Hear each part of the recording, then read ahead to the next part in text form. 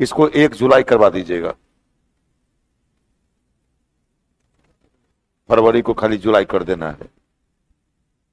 याद रहेगा? कैमा क्वेश्चन है ये? उससे बट आप कर लेते आप एक बार करेक्शन कर दीजिए। हम तो कर ही देंगे, लेकिन आप कहिएगा यहाँ 9वां क्वेश्चन को 1 फरवरी की जगह 1 जुलाई कर देने के लिए।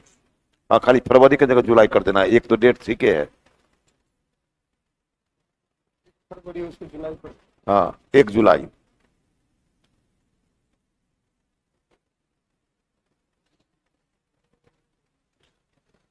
ऑनलाइन वाले आप लोग क्वेश्चन बनाइए, ऑफलाइन वाले भी बना रहे हैं, तो आप बना करके रखिए, फिर मैं आता हूं ABCD आंसर।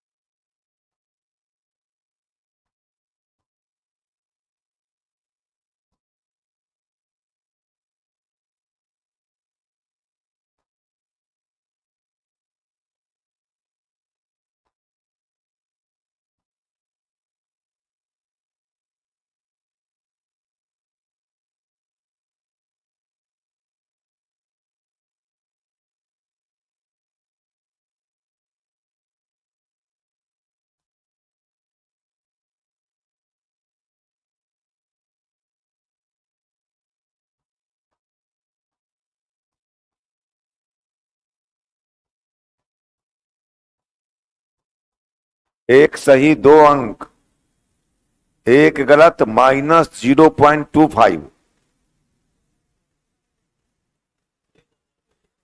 राष्ट्रीय आय कही जाती है। शुद्ध राष्ट्रीय उत्पाद पहले यही था, अब हो गया कौन?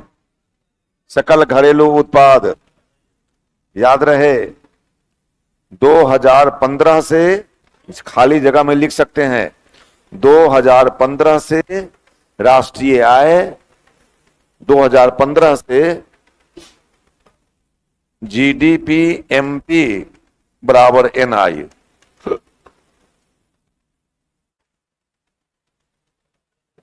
जीडीपी एमपी बराबर एनआई माना जाता है। यानी 2015 से सकल घरेलू उत्पाद को राष्ट्रीय आय बाजार मूल्य पर 2015 से, इसी का मतलब हुआ 2015 से बाजार मूल्य पर सकल घरेलू उत्पाद को राष्ट्रीय आय माना जाता है।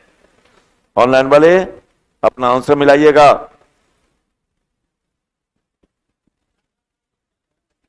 ठंडा है।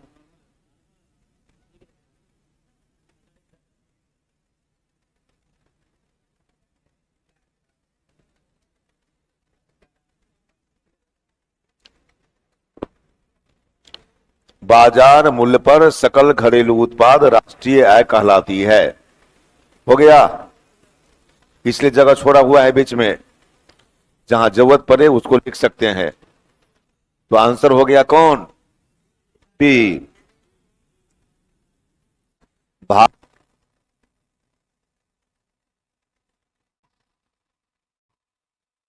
भारत किस अर्थव्यवस्था का उदाहरण है?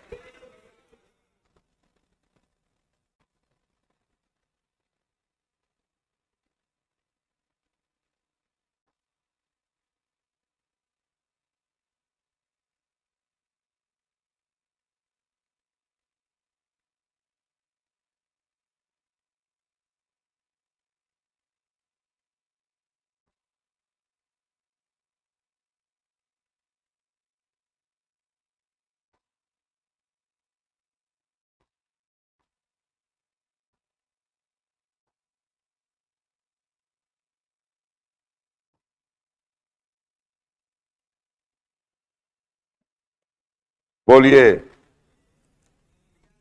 सी, डी बिल्कुल सही जवाब है। जहां कैपिटलिज्म भी हो, सोशलिज्म भी हो, ऐसे को मिक्स्ड इकोनॉमी कहा जाता है। भारत 1948 की प्रथम औद्योगिक नीति में, लिखिएगा उसके जगह, उसमें 1948 की प्रथम औद्योगिक नीति में, 1948 की प्रथम औद्योगिक नीति में भारत को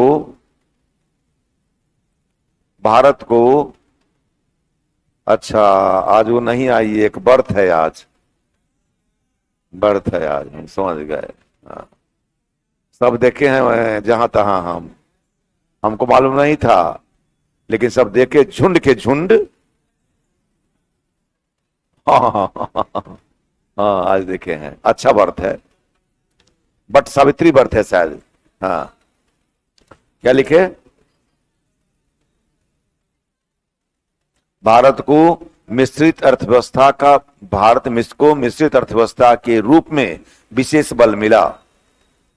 आप लोगों का कौन विषय बच गया है अब? पॉलिटी, पॉलिटी और ज्योग्राफी, पॉलिटी, ज्योग्राफी, बायोलॉजी, तीनों सब बस बाकी है। बाप, बहुत बाकी है।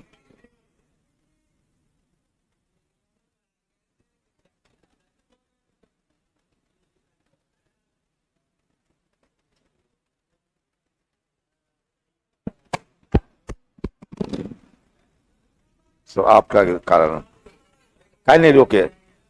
रोकना चाहिए ना, क्या गिराइए ना। हाँ तब, हाँ अब दंड आपको देना पड़ेगा, टूट गया है।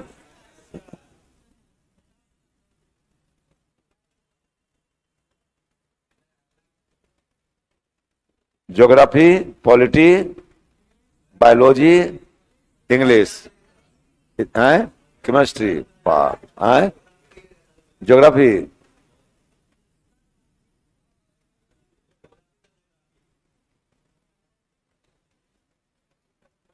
जिनका खाली होगा जगह वही ना चालू होंगे। कहे कि इस बैच को geography, polity, biology, English, chemistry इतना बाकी है,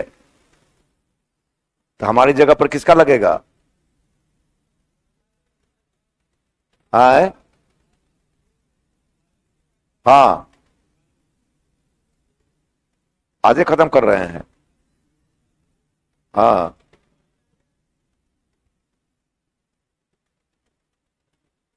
बात करके कहिए, अगर कोई नहीं खाली होंगे तो हम एक आध दिन और बढ़ा देंगे।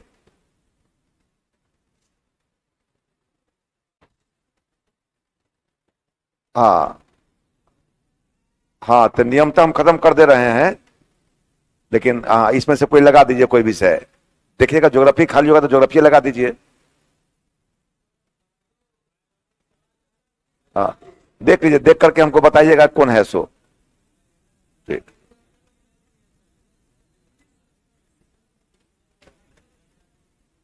हाँ सर, एगो इंग्लिश कहते हैं, एगो पॉलिटी कहते हैं, एगो ज्योग्राफी कहते हैं।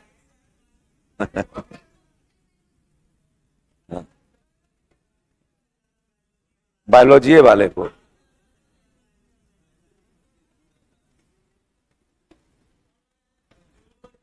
बायोलॉजी वाला तो बैठले रहते हैं, खाइए रहे हैं।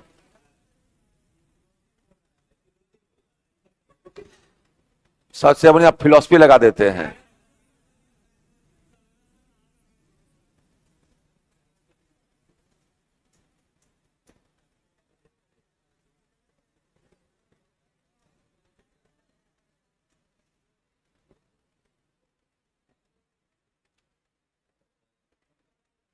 कहे कि बायोलॉजी वाले तो खाली रहते हैं। हाँ, तो लगवा दीजिए, सोमवार से लगवा दीजिए किसी का। हाँ, चूंकि हाँ, पूछ लीजिए, उनको हम बोल दिए हैं, उनको हम बोल दिए हैं, कहा कि नहीं बल्कि अथी कर दीजिए, खत्म कर दीजिए, फिर हम अथी कर देते हैं। ठीक, आइए सर, लिख लिए तो समाज मिश्रित अर्थव्यवस्था। मुद्रास्फीति में मुद्रा का मूल्य पहला, दूसरा, तीसरा, चौथा। बी, बी वाले कौन है? बी वाले, ऑनलाइन वाले, आप लोग का आंसर नहीं आ रहा है। अरे ये सबको नहीं मिला है क्या? ये क्या हो गया, ये सबको नहीं मिला? ए ऑनलाइन वाले, आपको मिला है कि नहीं मिला है? अरे डाउनलोड कर दिया गया उसको, आप ले लीजिए, बना लीजिए क्वेश्चन। क्या नहीं मिला? आज एजुकेशन का जो पीडीएफ है उसी पर देख लीजिए, मिल जाएगा, ऐप पर मिलेगा, ऐप पर। क्वेश्चन कब से बना रहा है लोग, जल्दी बनाइए। बना तो रहा है लड़का सब। बी क्या इसमें आंसर है? अरे गलत है बाबू। मुद्रास्फीति में मुद्रा का मूल्य क्या होता है? घट जाता है। वस्तु की कीमत बढ़ जाती है और मुद्रा का मूल्य, एक लाइन लिख लीजिएगा, वस्तु और सेवाओं की कीमतें बढ़ जाती है, वस्तु और सेवाओं की कीमतें बढ़ जाती है,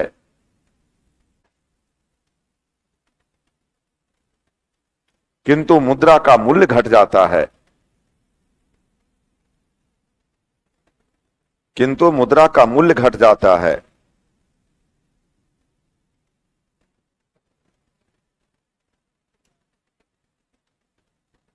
बोलिए, प्रथम पंचवर्षीय योजना किस मॉडल पर आधारित है? बी वाले कितने लोग हैं? अपना अपना सही सही आंसर बनाइएगा। हायराडोमर मॉडल, प्रथम पंचवर्षीय योजना हायराडोमर मॉडल पर आधारित है। और यह कृषि प्रधान योजना है। इसमें सिंचाई, कृषि के साथ सिंचाई और विद्युत परियोजनाओं पर बल दिया गया। कृषि के साथ सिंचाई और विद्युत परियोजनाओं पर बल दिया गया। एक और क्वेश्चन लेकर बना जाइएगा, समझे, पिछला वाला क्वेश्चन में लेकर बना जाइएगा।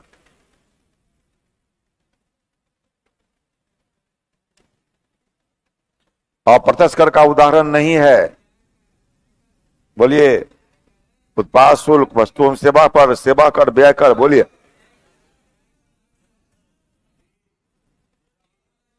व्यय कर, सेवा कर, अप्रत्यक्ष कर उदाहरण है। कहता अप्रत्यक्ष कर का उदाहरण नहीं है, ये तो सेवा कर है ही। उत्पाद शुल्क सेवा अप्रत्यक्ष कर है। वस्तु जीएसटी, इसका मतलब हो गया जीएसटी, ये भी अप्रत्यक्ष कर है। तो कौन है? व्यय कर, लिखा हुआ भी है आपकी कॉपी में। व्यय कर अप्रत्यक्ष कर है। और बोलिए, वर्तमान रेपो रेट कितनी है? 6.5% है। सही सही बनाइए।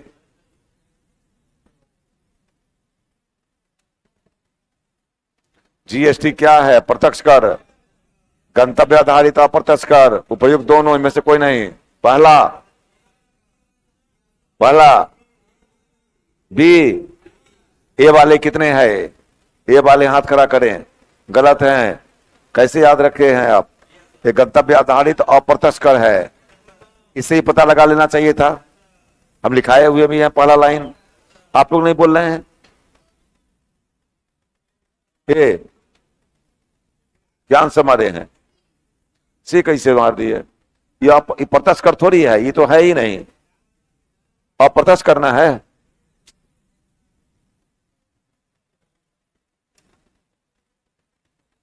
उन्नीस अप्रैल 2023 के अनुसार, बाप रे बाप, ये तो हमको भी। भारत की प्रति व्यक्ति आय एनओसी के अनुसार कितनी है? ये करंट हो गया, ठीक ना है? अरे ठीक ना है, ना बना, वो तो आंसर मिल गया। 1,72,000।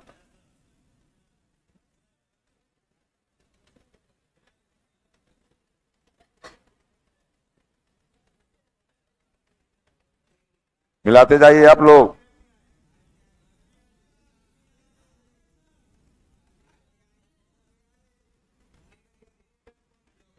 भारत का केंद्रीय बैंक कौन है? आरबीआई। हाँ, आरबीआई। हिल किसकी सिफारिश पर की गई थी स्थापना? Hilton young commission. Hilton young commission की सिफारिश पर आरबीआई की स्थापना 1 अप्रैल 1935 को की गई।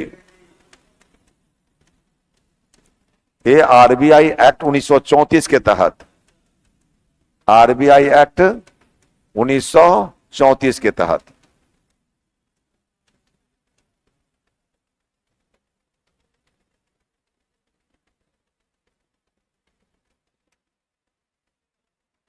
नीति आयोग के वर्तमान उपाध्यक्ष कौन है? डॉक्टर सुमन के बेरी। 10 में 10 किसने सही किया? हाथ खड़ा करे। कोई नहीं।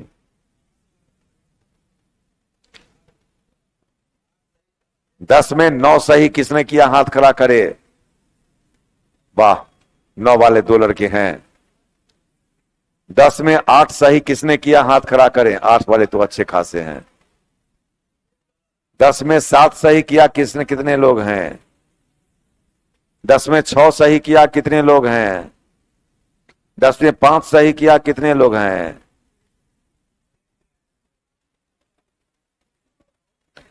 10 में 4 सही किया कितने लोग हैं? 3 सही किया, 2 सही किया, 1 सही किया। अब सुनिए,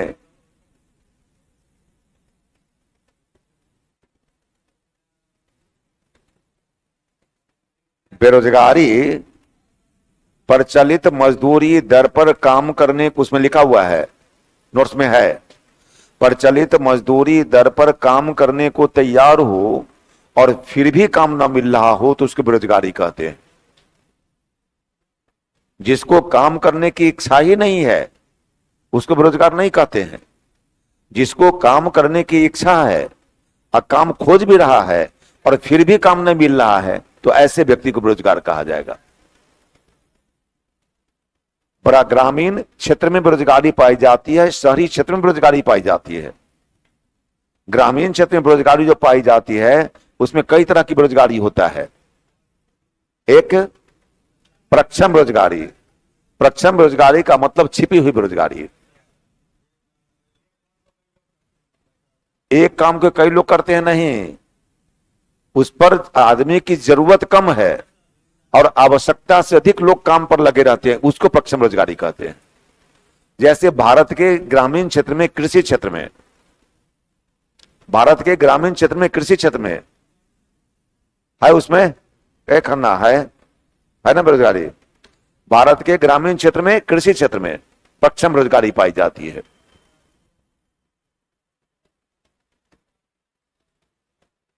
एक किसान 4 भाई है और 2 कट्ठा जमीन है। 2 आदमी खेती कर सकता है, 2 आदमी खेती कर सकता है और फिर भी चारों भाई उसी पर लगा हुआ है। इसका मतलब कि जब 4 आदमी मिलकर के 1 लाख की प्राप्ति कर रहा है खेती से, इसमें से 2 भाई हट करके चला गया, नौकरी लग गई, अब 2 भाई मिलकर भी 1 लाख की प्राप्ति कर रहा है। इसका मतलब 2 भाई फालतू लगा हुआ था। ऐसी बेरोजगारी को प्रक्षम बेरोजगारी कहते हैं। और दूसरा है ग्रामीण क्षेत्र में मौसमी बेरोजगारी। अच्छा, एक बात और है, प्रक्षम बेरोजगारी में श्रम की सीमांत उत्पादकता शून्य होती है। 4 आदमी मिलकर 1 लाख की प्राप्ति किया, 5 आदमी मिलकर के 1 लाख की प्राप्ति किया, इसका मतलब कितना आदमी हम बढ़ाए थे? कितना आदमी बढ़ाए थे? एक आदमी मिलकर कितना उत्पादन किया? 0 किया। अरे 4 आदमी मिलकर 1 लाख की प्राप्ति करता था और 5 आदमी मिलकर भी 1 लाख की प्राप्ति कर रहा है, तो जितना आदमी बढ़ाए उसने कितना उत्पादन किया? 0। इसलिए कहा गया है श्रम की सीमांत उत्पादकता शून्य होती है। अब है मौसमी बेरोजगारी। मौसमी बेरोजगारी का मतलब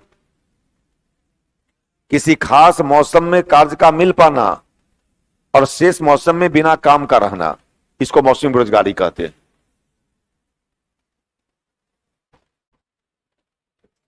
जैसे क्या खेती में, भारतीय कृषि में सालों भर काम मिलता है? सब रिपीट क्या कीजिए, इसका मतलब आप लोगों ने कॉपी को रिवाइज नहीं किया है। जितना क्वेश्चन दिया हूं ऑब्जेक्टिव क्वेश्चन, करेंट क्वेश्चन छोड़कर सब पढ़ाया हुआ है। हम कल से जितना एग्जाम ले रहे हैं लगभग क्वेश्चन परीक्षा में जो अभी पूछे गए हैं वो सब है और सब आपकी कॉपी से है। जबकि एसएससी वाला हम क्वेश्चन नहीं दिए हैं, एसएससी वाला क्वेश्चन नहीं दिए हैं, तब एसएससी जीडी का क्वेश्चन है इसमें, उत्पाद शुल्क वाला भी एग्जाम हुआ है उसका क्वेश्चन है इसमें। हाँ दिए थे, वो सब आपकी कॉपी से है ना। उनका भी कॉपी से था, आपका भी कॉपी से है। ये भी उत्पाद शुल्क का दिए हैं 6 क्वेश्चन, एकदम कॉपी से लड़ा हुआ ही था। और एक बात ध्यान दीजिएगा, भारत में जो बैंकिंग प्रणाली है वो शाखा बैंकिंग है। ऐसे मिश्रित बैंकिंग भी भारत में कहा जाता है। भारत में शाखा बैंकिंग है। भारत में कौन सी बैंकिंग प्रणाली है? शाखा बैंकिंग प्रणाली। लेकिन भारत में मिश्रित बैंकिंग प्रणाली भी कही जाती है। मिश्रित बैंकिंग का मतलब हुआ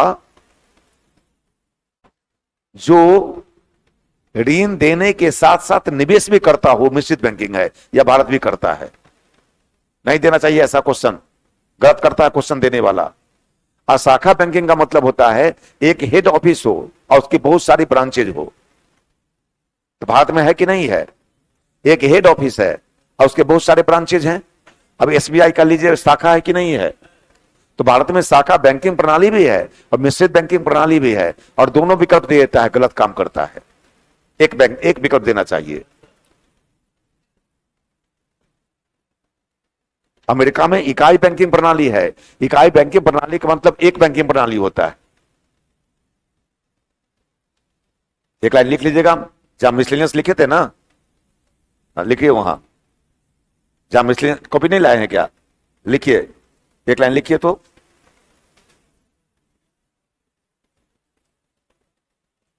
भारत में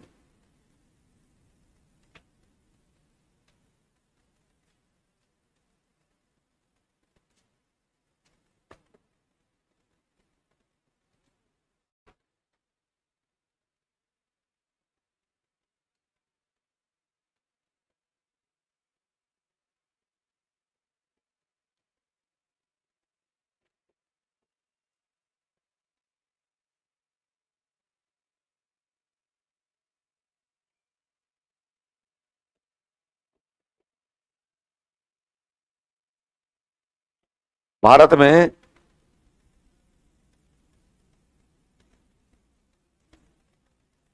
मिश्रित बैंकिंग,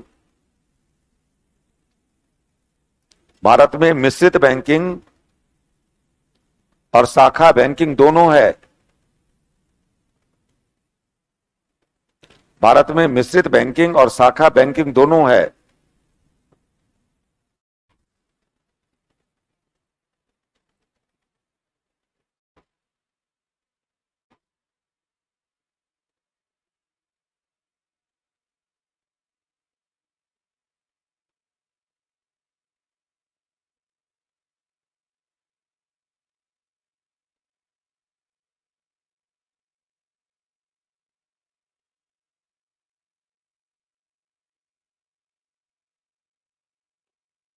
अच्छा, एक बात ध्यान रखिएगा, उसमें दिया हुआ है,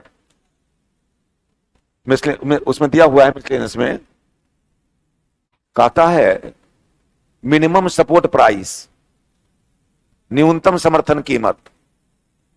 कृषि, उसमें दिया हुआ है कृषि मूल्य आयोग द्वारा, खोजिए मिल जाएगा, मिश्रित। अब देखिए, कृषि मूल्य आयोग द्वारा संस्तुति की जाती है। न्यूनतम समर्थन कीमत का मतलब होता है, लाइए बता दें, मिला, मिल गया।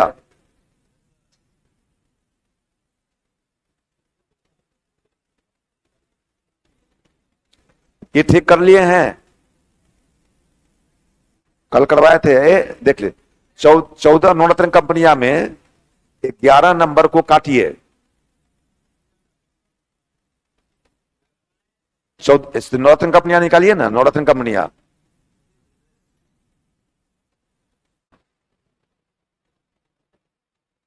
बता दीजिए उनको, इस सबको बता दिए हैं।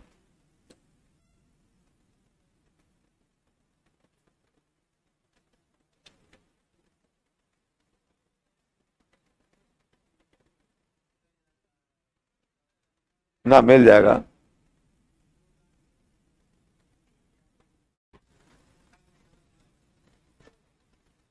यानी 14 नवरत्न कंपनियां कितने हो गए? नवरत्न कंपनियां कितने हो गए?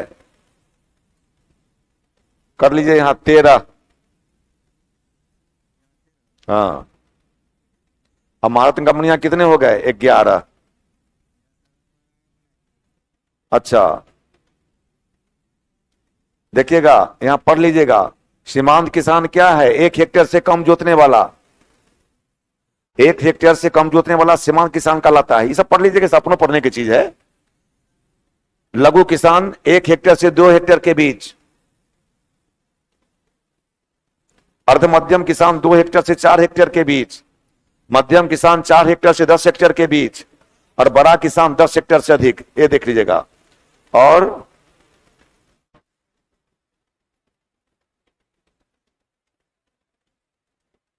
यही है, देखिए, न्यूनतम समर्थन कीमत, यही क्वेश्चन है आपका, एकदम हूबहू यही आया हुआ है।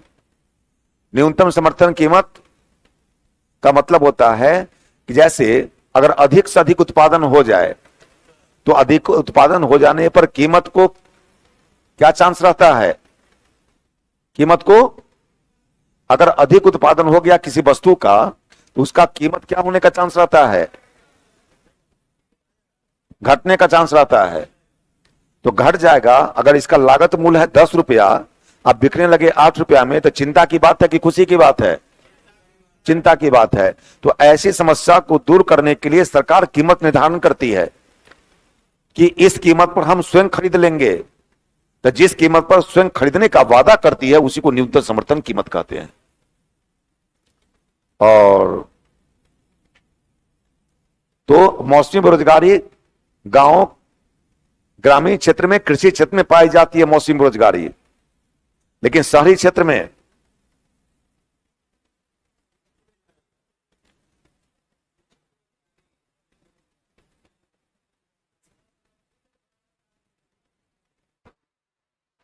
है, क्या बोले? चक्रीय बेरोजगारी इसमें भी है। चक्रीय बेरोजगारी का मतलब होता है मांग और पूर्ति का सर्कुलेशन चलता है। मांग है ही नहीं, आपूर्ति है। कोई सब्जी वाला सब्जी लेकर के जाए और खरीदने वाला कोई ना मिले तो भर दिन बेरोजगार रह जाएगा ना। वो काम पर गया, काम कर रहा है। ये रूम, ऐसा खराब रूम एक भी नहीं है। इतना पंखा आवाज करता है, किसी रूम का इतना पंखा आवाज नहीं करता है। तो एक मिनट अस्थिर हो जाइए, सुनिए इसका बाद। लगता है आंधी है। तो अगर बताइए, तो पूर्ति है, अब मांगने वाला कोई नहीं है, बेरोजगार माना जाएगा कि नहीं माना जाएगा? वो ऐसी बेरोजगारी को ही सक्रिय बेरोजगारी कहती है। यानी तेजी और मंदी के कारण, ध्यान रहे, तेजी और मंदी के कारण जो बेरोजगारी उत्पन्न होती है वो चक्रीय बेरोजगारी होती है। वो किसके कारण? विकसित देशों में होती है। ये भारत जैसे देश में जल्दी नहीं होती है, विकसित देशों में आती है। जैसे हमको तो गुस्सा आ जाता है पंखे देखकर, सुन क्या आवाज, ऐसा कहीं आवाज करता है पंखा? सुनिए ना, आराम से सुनिए।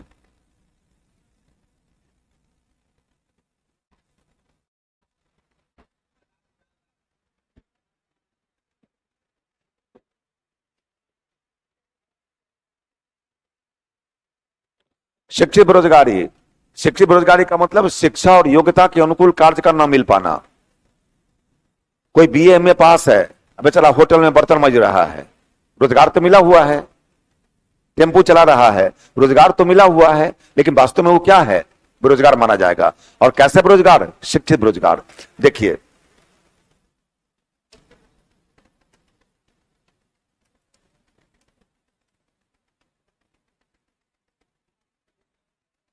यही है चक्रीय बेरोजगारी। ये बुम है, तेजी। अरे जिसका विकास हुआ है उसका पतन भी होगा, और जिसका पतन हुआ है उसका विकास भी होगा, तय है। ऐसी बेरोजगारी विकसित देशों में पाई जाती है। अब देखिए, बूम मतलब तेजी। अब तेजी आया है तो रिसेशन भी आएगा। रिसेशन मतलब मंदी की शुरुआत। और रिसेशन जब आया, सुस्ती, इसको क्या कहते हैं? सुस्ती। इसको कहते हैं तेजी। अगर सुस्ती को आपने नहीं सुधारा तो मंदी आना तय है, डिप्रेशन, मंदी। अब मंदी आएगी तो यहां बेरोजगारी भी उत्पन्न हो जाएगी, बना लीजिएगा। और मंदी आई है तो फिर इसका रिकवरी होगा, पुनरुत्थान, पुनरुत्थान। इस चक्र के कारण इसको कहते हैं ट्रेड साइकिल, व्यापार चक्र। इसी के कारण जो बेरोजगारी उत्पन्न होती है उसी को कहा जाता है चक्रीय बेरोजगारी। क्योंकि यहां आएगा तो बेरोजगारी हो जाएगी, फिर रिकवरी कर लेंगे, फिर चली जाएगी। बात समझ गए? इसलिए तेजी और मंदी का चक्र जो चलता है, इसके कारण जो बेरोजगारी उत्पन्न होती है, बेरोजगार, उसको क्या कहते हैं? चक्रीय बेरोजगारी कही जाती है, और विकसित देशों में पाई जाती है ये। तो आप सबों को मेरी ओर से बहुत बहुत धन्यवाद, बहुत सारी शुभकामनाएं। जीवन में 2-3 बातें याद रखिएगा। रुक जाइए, लिख लीजिएगा बाद में। सबसे बड़ा बेईमान वह है जो अपने आप से बेईमानी करता है, सबसे बड़ा बेईमान है। ईमानदारी से अपने आप से पूछ करके देखिए हमेशा, क्या मैं सही रास्ते पर जा रहा हूं? क्या मैं सही दिशा में मेहनत कर रहा हूं? क्या मैं उचित मेहनत कर रहा हूं? आपका अंदर से एक जवाब आएगा और वही जवाब परफेक्ट होगा। ऊपर से दिखावटी का जवाब अलग होता है। 2 मिनट के लिए पंखा बंद कर दीजिए, 2 मिनट के लिए पंखा बंद कीजिए।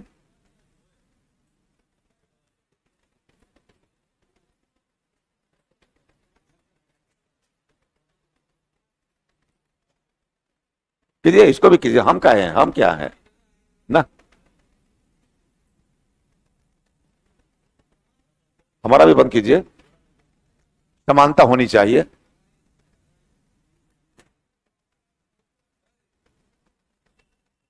हाँ,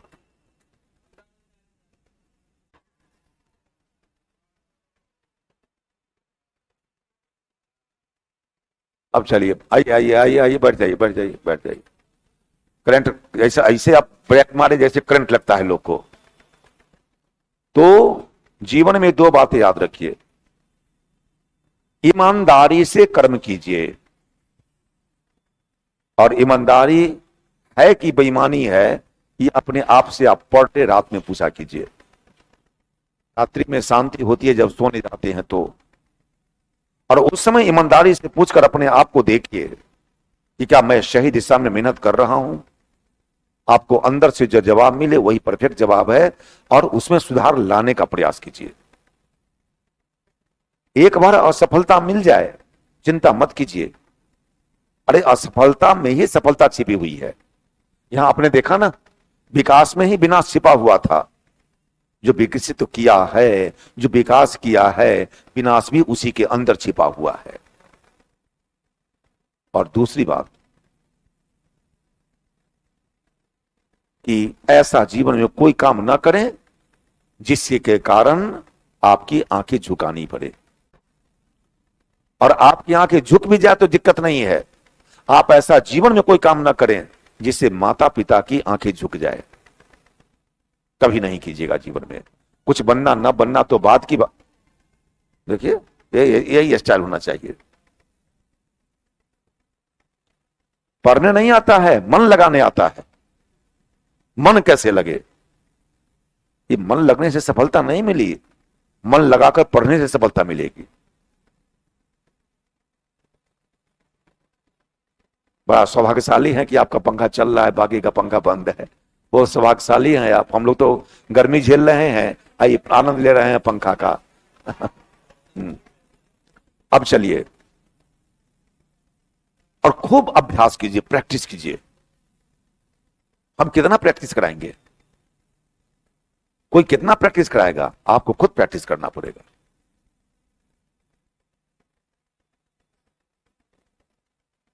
चैप्टर वाइज मैंने बताया था, किताब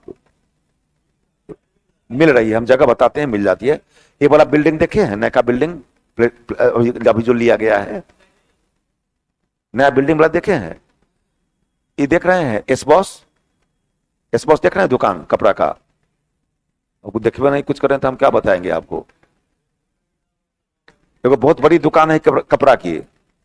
उससे आगे जाइए तो इनका जो बिल्डिंग है नया, जहां से मुड़ता है, मुड़ने के जस्ट पहले 2-3 मकान पहले इधर किताब की दुकान है, उसमें मिल जाएगी। उसमें रखा हुआ है, और कई बहुत सारे लड़के खरीदे भी हैं, आज ही खरीदे हैं। समझ गए? तो और एक बार असफल हो जाएं, चिंता ना करें। उसका प्रमोद की क्या नाम है दुकान का, प्रमोद बुक सेंटर ऐसे कुछ है। एक बार असफलता मिल जाए तो घबराएं नहीं, चिंता ना करें। क्योंकि कहा गया है, थक कर मत बैठ, उड़ान अभी बाकी है, जमी खत्म हुई है, आसमां अभी बाकी है, फिर चिंता की बात है।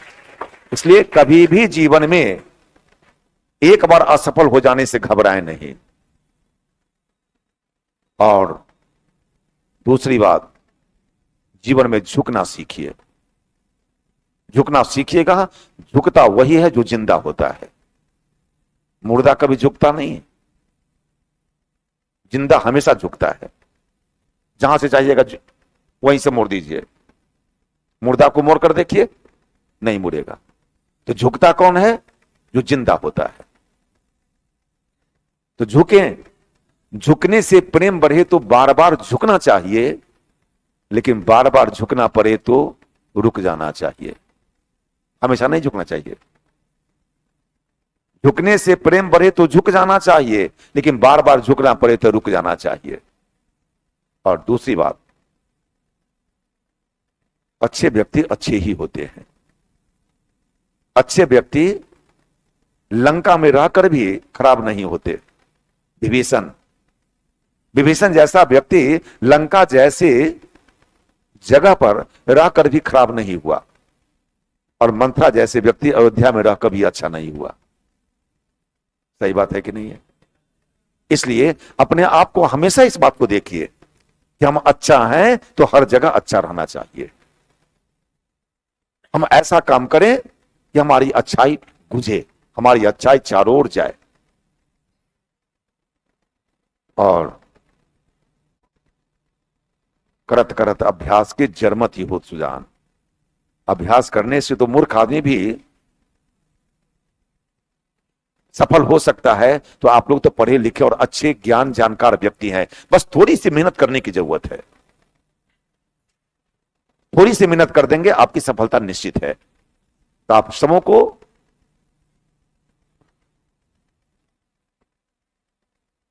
जो ये बच्चे हैं, निश्चित रूप से बहुत प्यार दिया आप लोगों ने, इसके लिए बहुत बहुत धन्यवाद आप सबों को। और क्लास में आना, क्लास का विराम देना, क्लास से जाना तो प्रकृति का नियम है। कहीं से भी जाना दुखदाई होता है, नो डाउट। हम भी क्लास छोड़ रहे हैं आपका, मुझे भी दुख हो रहा है कि अब आपके क्लास में हम दोबारा नहीं आएंगे। इस बात का मुझे भी दुख है। ऐसे आ जाए अलग बात है, ऐसे आप बुला लीजिए मैं आगे, अलग बात है। लेकिन एक रेगुलर रूटीन जो था, वह रूटीन आज मेरा विराम ले रहा है। तो मैं विराम भले ही ले लूं, लेकिन आप विराम मत लेंगे। मैं पढ़ाने से विराम ले लूं, पढ़ाने मतलब क्लास से विराम ले लूं, लेकिन आप विराम ना लें। जहां भी जरूरत पड़े आप बेहिचक मुझसे मिलें। और लोग कहते हैं जिंदा रहूंगा तो फिर मिलूंगा, लेकिन मैं आपसे कहता हूं मिलते रहो तो जिंदा रहूंगा। तो फिर